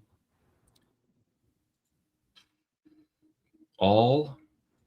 You mean the student protests? They're more so, I mean, technically they're anti-regime because they're against the regime's handling of the education. I mean, you haven't had classes for months. You have classes online for like a little bit, and then you force them to have the most important test of their life. They take one test, and that's it. Their entire future is determined by it. And these guys, I mean, rightfully so, they're coming out and saying like, that's not fair. That's not fair at all. So technically, could snowball. Let's see what happens. It's been snowballing past couple of weeks. Are the new protests are all anti-regime? No, usually they don't start as being anti-regime. Usually it's about a specific issue, and then when they become popular and they get some momentum, then they become anti-regime. That's how usually it happens. So this is why people are paying attention to it. Yeah, and Fine Stars was also asking about this, saying, Armin and Ali, why do you think the student protests haven't turned into anti-regime protests yet? How long do you think it will take until that happens? It takes many different protests for one of them to pick up momentum and turns into, like, if you look at it historically, we guess each one of these protests is like a spark in a room full of gunpowder, and it takes a while for one of them to all of a sudden hit, and nobody can tell which one of them hits, but one of them, the more you have of them, the more likely it is that one of them is going to get momentum and all of a sudden become into mass protest. But it usually takes a lot of, like, if you have been following this for a while, you see like we have protest, and all of a sudden one of them hits. Like, you go through so many different kinds of protests for different things for eventually one of them to turn into a mass uprising. So usually it takes a lot of them for eventually one of them to hit. And nobody could just figure out exactly when will turn one of these protests into a mass uprising. Yeah. And then Steve was also saying that we don't want it to happen before Pahlavi asks for it. Pahlavi doesn't ask for it. He waits for the people to ask him. Then he comes in and gives them direction. But Well, I get what you mean. he had- But I get what Steve's talking about, right? Like you don't want it Right. to happen because you don't want the regime to come in and kill more people. Sorry, go on. No, like Prince Reza Pahlavi watches what's happening, and he doesn't tell people not to do, these protests, right? But when some of these protests all of a sudden picks up, then he becomes a catalyst, and then he makes it grow a lot faster when he sees one of them has the potential. That's how he usually operates. Yeah, exactly. And we have a super chat from Sarah again, who says, "Never mind, you are definitely Iranian." I think this was No. after she heard me talk about what I was gonna plan to do. Yeah. Okay, you got your Iranian card back from Sarah. Thank you, Sarah. You think you know someone. She comes in here saying, "You guys are, beautiful Iranian sons. Very patriotic," and then snatches the Iranian card away from you.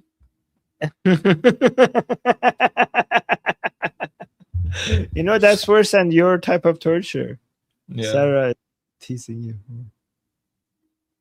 Yeah.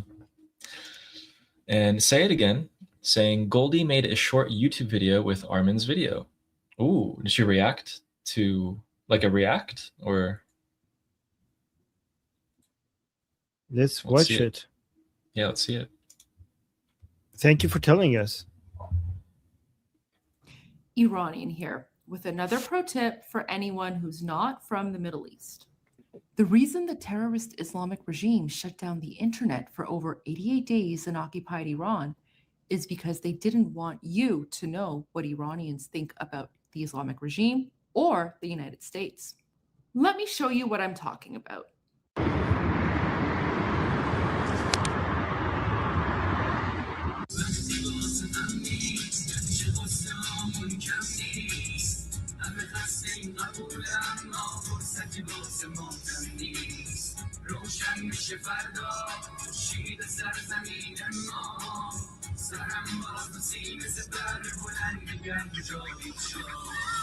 If you want more exclusive, never-before-seen footage coming out of occupied Iran, make sure to follow me.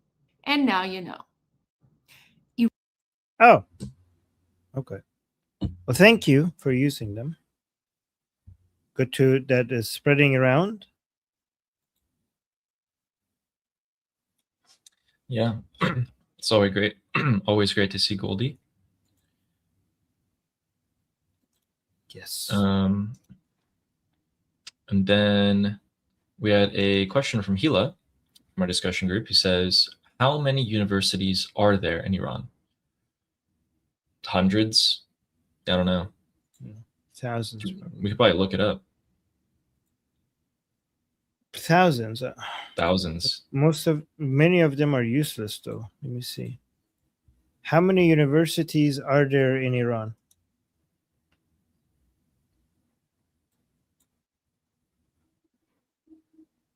So more than 2,000. But a lot of them are Nice. useless. Yeah. Yeah. You can pay your way in.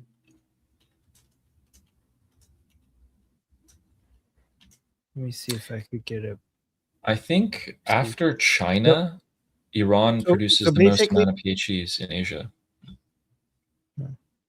So basically, the major universities are between 300 to 400. But if you count every local technical college and distance learning center, an individual branch of massive Islamic Azad University network The total number of higher education campuses across the country climbs to over 2,100. Yeah. Do you want to quickly tell them about the scam universities? I think you could do better than me. Which, no, you tell me. I don't know what you're talking about. So basically, you can pay your way into universities, which is not, too different than some other places in the world, but essentially you'll pay your way into the university. You can have terrible grades. You can not study in high school or anything like that. Pay your way in, if you're like a little regime affiliated, or if you have enough money, you can do it. And then you just coast along. You don't really learn anything. You get your degree, and that's about it. You're not really, a well-educated person at the end of it, but you have your degree. Oh, so I mean, technically, all universities are. The whole university system there in Iran is a scam. The concours is a scam. The concours is a the university entrance exam. It's its own industry, which I'm not going to get into. Like, they created a whole industry of, there's so many people who are trying to get into university, and they made it very competitive, but not in a good way, in a way that you have to pay so much for teachers and these for-profit institutions to basically teach you exactly how to pass the exam. I'm not going to get into it, but it's like the university entrance exam in Iran has turned into its own mafia. It's like a mafia system. It's crazy. Yeah. So there you go. Yeah. And 2 more super chats. One from Leia, who says, watching you from Bosnia. Good work. Mag bar Jumhuri Islami payande Iran. Thank you. Thank you, Leia. I actually went ahead and tried to search up if there's an equivalent of that saying in Bosnian. And I found Zahedno do kraja, which means together until the end. I don't know if I said that right, but you tell me. Bosnia. Bosnia and Herzegovina. Love that you learned how to say that in Persian. Thank you for that. Yeah, thank you. Love you, Bosnia. Love Bosnia. And thank you for the support. Yeah, in fact, the Bosnian national team, soccer team for the World Cup just landed in St. Louis, Missouri. Like, kind of like, you're like, what the heck? And they were welcomed with like dozens and dozens of Bosnian fans. Like, as soon as they came through the corner, people were like, sign this shirt. Like, all the Bosnian fans, and they were like, their faces were like, we just landed in Missouri. But we also have another super chat. Oh, sorry, go on. No, you go ahead, and then I'll respond. Okay, last super chat, who says, Fleshy Interloper saying, are there people going to wait, or are they at the boiling point for the protests? Who knows? They're at the Iranian people are at a boiling point, but the problem is that the regime is armed and the Iranian people are unarmed, and the Iranian people are very eager to come out and topple the regime. But given what we saw the regime can do, it's just unreasonable to just come out and just get shot at and die in the tens of thousands. That's why I started this campaign for the Iranian people to tell the world that they need to be armed. There is no other way. There's absolutely no other way. Absolutely. If what you're picturing in your head is a repeat of January right now with these student protests, I would say probably not, but I would also say I don't know. But yeah, thank you for that. And should we read the other super chat before you want to answer that question, or? Yep, sure. You decide. Sure. Sarah, again with the super chat, thank you, says, I feel guilty. I'm sorry. Love you both. Forgive me. No, we're just messing with you. Like you're just- messing with us, we're messing with you. right. Yeah, don't worry Yeah, about it. we love you. We love you. Love you, Sarah. And then the Uh, question. The question. so someone's saying, so capitalism is bad. So this is in response to me saying that they created this for-profit, industry of how to get into the university. So she's saying, like, isn't that capitalism? No, because it's artificial. Okay, if it was completely natural and organic, it's fine. The government created a fake barrier which is not based on merit. It's based on this bizarre, exam, and some people have access to figure out what how to pass the exam without you actually learning. Like I actually did really good in the concours university entrance exam. I made it into Tehran University, right? So that means like, but That's like Harvard, by the way. well, it's not. I mean, it's not because. Well, I mean, yeah, sure. It's one of the best in Iran, but it's not as the quality is not the same, right? Of the education. I mean, I went to Tehran University, and so the teachers were great when it comes to, chemistry, biology. It was really, really good, but the fact that we had to learn Arabic and Quran and so many other things that are irrelevant is just like useless. So it's like no. So Jewish Samantha, I think you still don't understand what capitalism means. You say, but it's a fake barrier based off of capitalism. No, it's government made. Capitalism allows people, institutions, and people naturally decide what they want to buy and sell. That's what makes it natural. So this barrier is government made. That's what makes it artificial. Capitalism means less government involvement. So if this is by the government, how could it be capitalism? This is government involvement. This is government creating a fake barrier because there are people who are making money from it supporting this rule because there's so much profit in it for them. That makes not only that, in fact, this shows capitalism works because this is interference with the private sector. This government barrier, this fake government artificial barrier, is government involvement. And in fact, it proves that it's government involvement that fucks things up.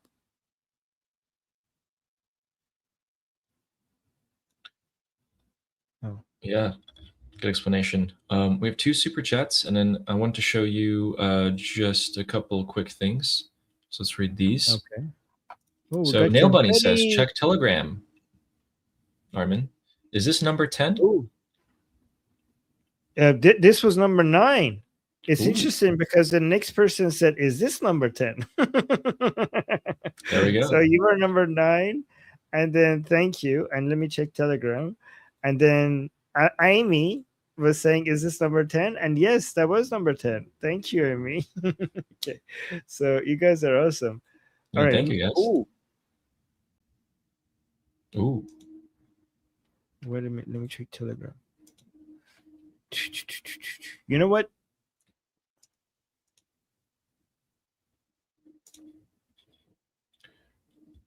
Okay, let me send you these, Ali, if you want to share them, talk about them. I'll put it in the private chat.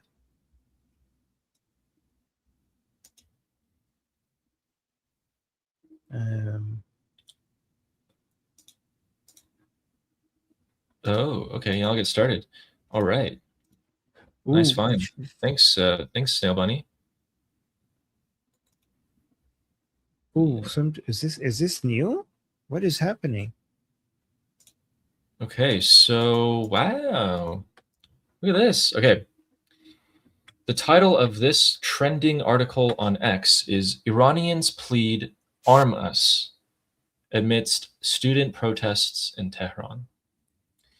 And they are saying that there's videos in Tehran and other cities in Iran that have Iranians holding signs of people of Iran need to be armed or armed us. These are being widely shared after, and then they give some background saying that security forces fight on peaceful demonstrators. Then they're saying that student protests today spread to at least 20 cities, including Shiraz and Esfahan. Like a little whatever, right? Like they've been happening for a couple weeks, right? And sparked by changes to university exams and economic troubles, like 45% inflation that we've been having. These pleas are coming after a deadly January crackdown that killed thousands. And opposition voices are now saying we need weapons because they're firing on us when we protest, and we need to equalize the playing field. Western leaders stay cautious. And they listed here. Yeah, no, look at that one. Yeah, that one. Click on that. So this is the students coming out. Is this new?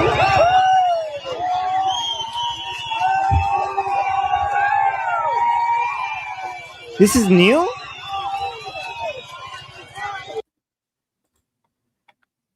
I don't know if this is new, guys. We have to be careful.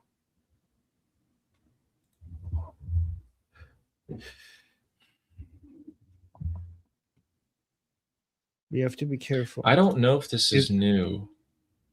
I don't think this is new, yeah. Be careful. Nilbani, is that new? Because if it was new, it would be blowing up everywhere right now, no? Am I missing something? That's not a source that we... Okay, Nare, yeah, okay, this is confirmed. This is old. I'm pretty sure I did see this back then. So Nare is saying... But this is... Yeah. Nare is saying this is from January. Naya was also saying... saying see, old. This is... Like, look at the caption. The caption is wrong. Go up. Thousands of students to take to the streets in Abdonan, renewed unrest shaking. Nope, this is wrong. Yeah. This is wrong. This is not new. God damn it. Yeah. Guys, but this is why this is like, why is he doing that? I mean, I respect this man, but why is he doing that? This is why we need to follow, like, see, even the people you like are not necessarily good sources of information, unfortunately. Okay. Yeah, Mark Levin, he's like, this is like that. He quote, I posted it, but that's why I'm saying, like, Mark Levin, guys, that's why the only sources that we could trust is like Iran International, the White House account, CENTCOM account, Mossad's account. Shin is even not that trustworthy anymore. Vahid Online is still trustworthy. But yeah, it's very few accounts that are trustworthy. Yeah. Oh well. If you guys do want to see another actual clip of the protests, is this one? But Nilbani, yeah. But thank you for showing, Nilbani. Like, we need to check. But I was immediately skeptical because I knew if this was real, this would be blowing up on my Telegram account. Would be blowing up right now. Yeah. How did I not see this? Right? It's like. Yeah. I would be getting calls. I would be getting messages after messages. Yeah. But if you guys do want to see a video for the student protests, the one earlier was in Tehran. I've showed you guys various different cities. This one is from Esfahan, right here.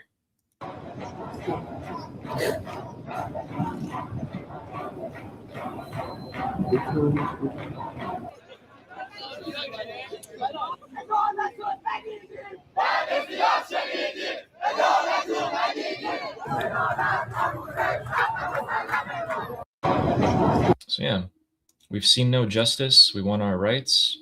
We've been made empty promises.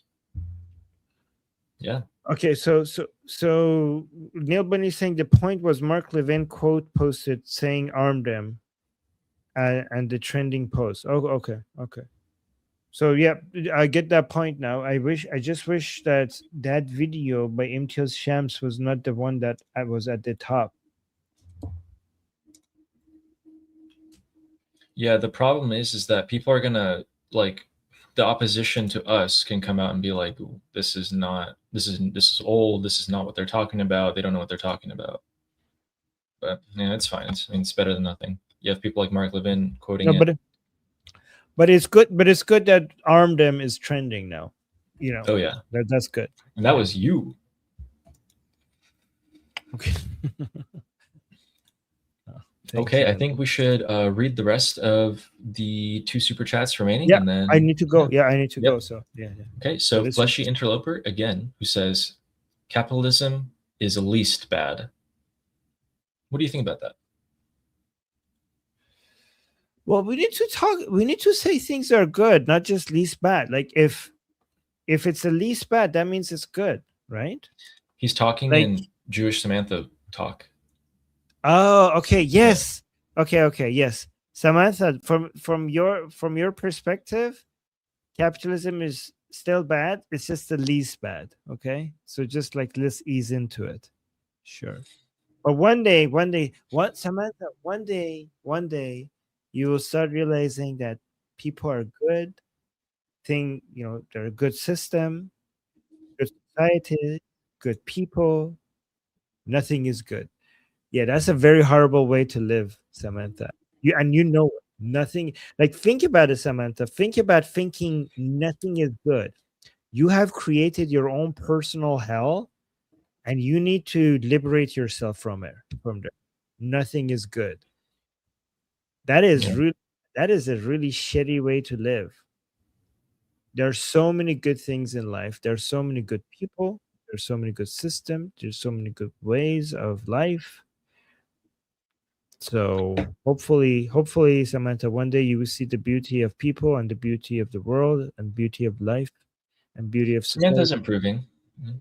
It's improving, yes. Yeah. But I feel for you, that like if you feel like everything is bad, that holy shit, that must suck living like that. So we need to help you out. We need to drag you out of that hell that you have created. I mean, you didn't create it, to be fair. Somebody else created that for you. Yeah. And John, who says, hey, استخدم اللغة عربية كل الوقت. Yes. Exactly. That's what I'm saying. Well, I can't copy and paste that either, but hey, thank you. Thank you. Just John, by the way. Thank you, John. He put a smiley face. I don't think he wanted us He just to... he doesn't want us to understand. He just enjoys not us. He just enjoys us struggling, and he's happy. He's happy. Us not understanding. What did he said? I think he speaks Arabic or something. I don't know. Yeah. I think and he knows that we don't understand. People are saying, somebody's saying, can you translate? No, we can't. We have no fucking idea what we just read. We speak Persian. That was Arabic. Yeah. I also can't copy and paste it either because super chats don't let you copy and paste. But Yeah. But we had an interesting comment here. Armin, do you think Sarah's right here? So if Jewish Samantha takes a couple trips in first class, she'll feel differently. Oh no, she's gonna hate herself every single second because she's enjoying the fruits of capitalism. She's like, what is this? This is capitalism, people. Yeah, this has been stolen from the global south or something. I don't know. Yes. I refuse to enjoy this. And I don't know. Well, that concludes today's show. Oh yes. Okay. Sorry. Let me see. I knew it. I would never fly first class. Yes. Oh my god. If I knew she's gonna say that. I think Samantha, if she ever finds herself enjoying some form of luxury, that's her personal hell. Like she would feel so much guilt and shame if she actually enjoyed some form of luxury. Yeah. So, yeah. It's okay. Yeah. It's okay. It's okay, Samantha. It's okay. All right, guys. Liz, we have to go. I have to go. Oh my God, I'm late. All right, guys. So until next show, we have a long list. And here it is. I'm Israel Chai. I'm Israel Chai. Slavo-Ukrainian, Slava Ukrainia. Cuba Cuba Libre. Libre. Long live America. Long of America. Javid Javid Shah. Shah. Payende Payende. Iran. Iran. See you guys. Same time tomorrow. Bye.